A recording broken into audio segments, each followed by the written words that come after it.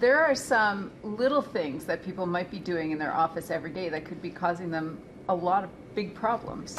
I'd say the biggest problem is that people think that they need to be in one posture for the entire day. Anytime that you're confining yourself to one posture for prolonged periods of time, you have problems with blood flow. And then as blood flow becomes a problem, you get inflammation, and that's how injuries start happening. One of the biggest problems with modern workplaces is the use of mobile devices, laptops, cell phones, and tablets.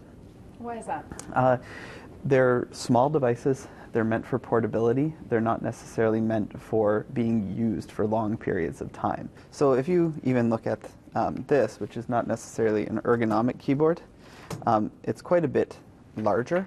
So instead of having my hands where my wrists are splayed like this, my wrists take on a lot more neutral posture, and there's less bending there. So that's easier on my wrists. What tends to happen is there's more friction in that space, there's swelling, and that's how we lead to things like carpal tunnel syndrome. A lot of people talk about neck pain and strain. What could be the causes of that at your workspace?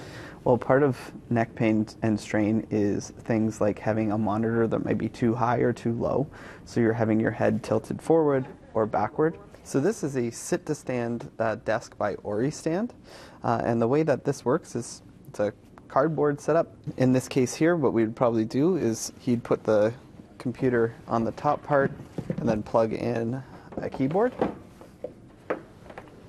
Gives you a nice little stretch.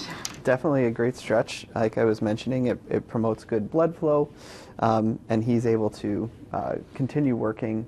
Now, what about chairs? It's all good to have ergonomic chairs, yes, but if you're not moving them around, then it's not good for your body. No, your body's not designed to sit in one position over the course of the day. So even things like moving the seat pan up a little bit to change the angle of your hips. And then later you could go back to your first position? Absolutely, or stand up. Why is that so important to change your body position throughout the day?